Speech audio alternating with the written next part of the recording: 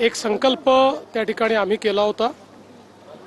विशेषतः अनेक परिवारांमध्ये कर्ता पुरुष गेल्यामुळे त्यांच्या पत्नीचं मुलांचं भविष्य अंधारात होतं आणि त्यावेळी आमचे संदीपजी जोशी हे सिद्धिविनायक फाउंडेशनच्या वतीनं पुढे आले आणि त्यांनी घोषणा केली की अशा परिवारांचं पालकत्व हे आम्ही स्वीकारू। जवळपास 293 परिवार हे रजिस्टर झाले। मी देखील तेव्हा त्यांना सांगितलं की यापैकी 100 परिवारांचं पालकत्व हे मी देखील त्या ठिकाणी स्वीकारेल। त्यांनी स्वतः कोरोनापासून आजपर्यंत त्या परिवारांचं शिक्षण असेल, त्यांच्या इतर सगळ्या गोष्टी असतील, या सगळ्या गोष्टींकडे त्यांनी लक्ष दिलं आणि आज त्यापैकी एका एकल मातेचं विवाह या ठिकाणी झालेला आहे। प्रीती ही जी आमची मुलगी आहे तिचा विवाह आज शिवम यांच्यासोबत झालेला आहे आणि पुढच्या काळामध्ये जवळपास या सगळ्या परिवारांमध्ये मिळून 300 मुली आहेत। त्या सगळ्यांचा विवाह होतपर्यंत ही सगळी जबाबदारी संदीपजींच्या नेतृत्वात आम्ही स्वीकारलेली आहे। आज या विवाहाचं अतिशय समाधान आहे, कारण अतिशय कमी वयामध्ये अशा प्रकारच्या घटनेला प्रीतीला सामोरं जावं लागलं आणि आज एक स्थैर्य त्यांच्याही जीवनात येत आहे, ही आनंदाची गोष्ट आहे। आणि मला असं वाटतं की हे जे काही कार्य आहे हे कार्य करताना खरोखर अतिशय समाधान मला वाटतं आणि याकरता संदीप जोशीजी यांचं विशेष आणि मनापासून अभिनंदन करतो। महाराष्ट्र सरकारनं ज्या पद्धतीनं यापूर्वी आई वडील ज्यांना नाही, अनाथ मुलं जे आहे, आरक्षणासंदर्भामध्ये एक निर्णय घेतला होता। कोविडमध्ये जे लोक अनाथ मुलं असतील त्यांच्या आरक्षणासाठी महाराष्ट्र सरकारनं ज्या पद्धतीची योजना आणली आहे त्या संदर्भात काय सांगा? महाराष्ट्र सरकारने अनाथ मुलांकरता 1% आरक्षण हे त्या ठिकाणी दिलेलं आहे आणि आता मोठ्या प्रमाणात त्यातनं नियुक्त्या होत आहेत आणि ही पण समाधानाची बाब आहे की अतिशय गरीब, अनाथ आणि अनेक वेळा तर अनाथ आश्रमातच ज्यांना राहावं लागतं, नातेवाईक देखील कोणी काळजी घ्यायला नाही, अशीही मुलं आणि मुली ज्यावेळी मेहनत करून परीक्षा देऊन या आरक्षणामुळे त्यांना संधी मिळते आणि सरकारी नोकरीमध्ये ते जातात, ते बघितल्यानंतर खरोखर मनाला समाधान होतं।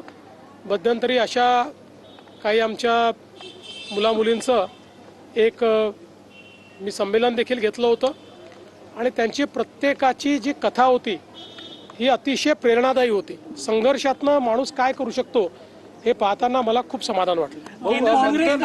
मंथन कौर युवा समिति ने ठराव पारित किया है जिसमें उन्होंने कहा है कि वंदे मातरम के 2 ही पैरा उनके कार्यक्रमों में गाए जाएंगे। देखिए, ये संविधान विरोधी इस प्रकार का निर्णय है।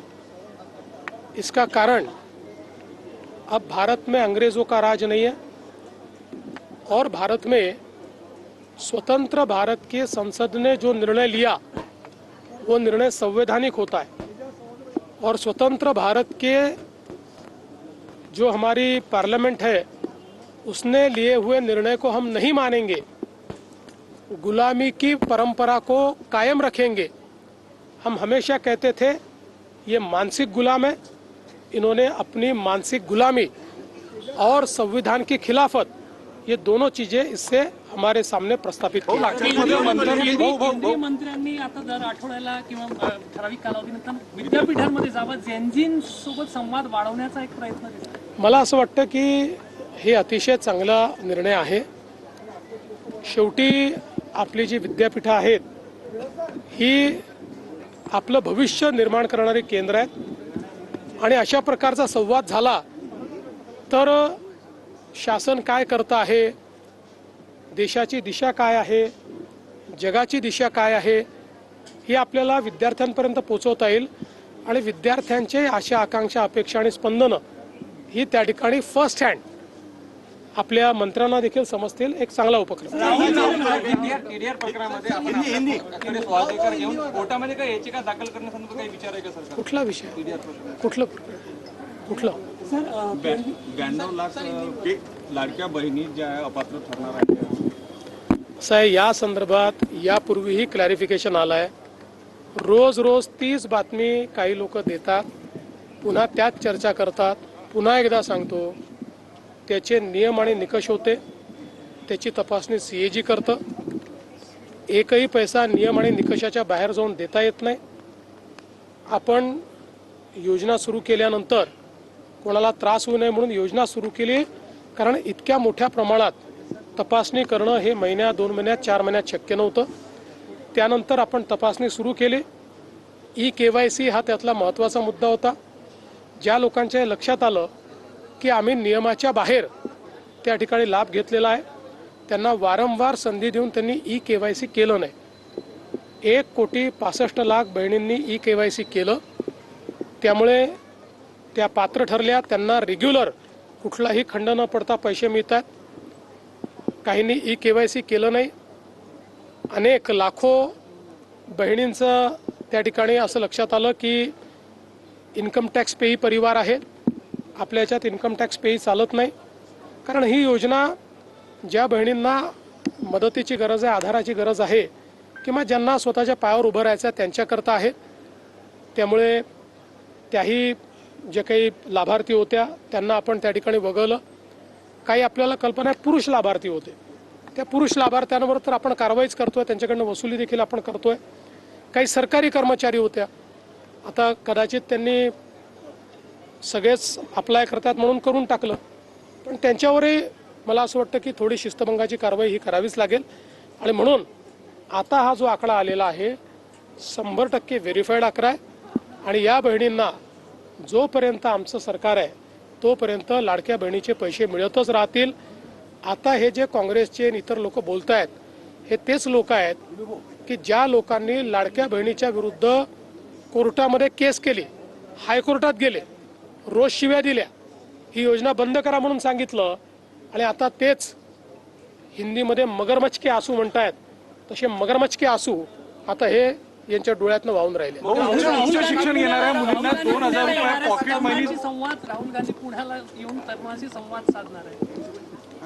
मला असं वाटतं की आनंदाची गोष्ट आहे, परंतु त्यांनी सरसकट तरुणाईशी संवाद साधला असता तर आनंद वाटला असता.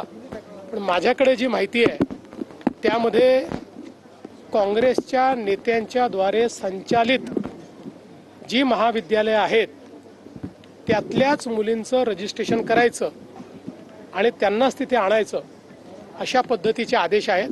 पण ठीक आहे, त्याही आपल्याच मुली आहेत, त्यांच्याशी संवाद साधला तरी आनंद. उच्च शिक्षण घेणाऱ्या मुलींना 2,000 रुपये महिना. छात्रों की गूंज नाम का उनका इवेंट है, वो करने जा रहे हैं. देखिए, छात्रों की गूंज है या राहुल गांधी अपनी जमीन तलाश रहे, ये तो मैं नहीं जानता, लेकिन जो मुझे जानकारी है अगर वो एक ओपन इस प्रकार का इवेंट करते तो शायद ये छात्रों से संवाद होता. अभी पूना और पूना के आसपास जितनी कांग्रेसियों की संस्थाएं हैं, शिक्षा संस्थाएं, उन संस्थाओं की ही लड़कियों को रजिस्टर करना, इस प्रकार का आदेश दिया गया है. उनका ही रजिस्ट्रेशन करके उनको ही वहाँ पर एंट्री मिलने वाली है. तो कुल मिलाकर एक कंट्रोल्ड एनवायरनमेंट में ये कार्यक्रम होने वाला है. और जो आइडियोलॉजी को मानते हैं ऐसे ही लोग वहाँ आए, ऐसा प्रयास होने वाला है. इसलिए छात्रों की गूंज हम इसको कहेंगे, लेकिन उसके साथ साथ कांग्रेसियों के माध्यम से जिनको बुलाया गया उनके साथ ये मोनोलॉग है, ऐसा मैं कहना चाहूँगा. सरकारी भूखंड वाटपाचा मार्ग मोकळा झाला, नवीन धोरण बंदी उठवली आहे. नाही, मला माहित नाही कुठली बंदी. संदर्भात काय सांगाल? काँग्रेसने ठराव केलेला आहे मराठीमध्ये. काँग्रेसची गुलामगिरीची मानसिकता आणि संविधानाचा विरोध हा स्पष्ट झालेला आहे. खरं म्हणजे हा काही इंग्रजांचा भारत नाही. भारतरत्न डॉक्टर बाबासाहेब आंबेडकरांनी संविधान तयार केलं, या संविधानाने लोकसभा आणि राज्यसभा पार्लमेंट तयार केली आणि या संविधानाने सांगितलं की संविधानाचं पालन म्हणजे काय, तर लोकसभा आणि राज्यसभेने तयार केलेला कायदा हा पाळणं म्हणजे संविधान पाळणं आहे. आणि आता त्याच दोन्ही सभागृहांनी घेतलेला निर्णय काँग्रेस म्हणते आम्ही मानणार नाही, संविधानाशी हा द्रोह आहे, भारतरत्न डॉक्टर बाबासाहेब आंबेडकरांच्या विचारांची हा द्रोह आहे आणि खऱ्या अर्थानं गुलामगिरीची मानसिकता हे अजूनही इंग्रजांच्या गुलामगिरीच्या मानसिकतेमध्ये आहे.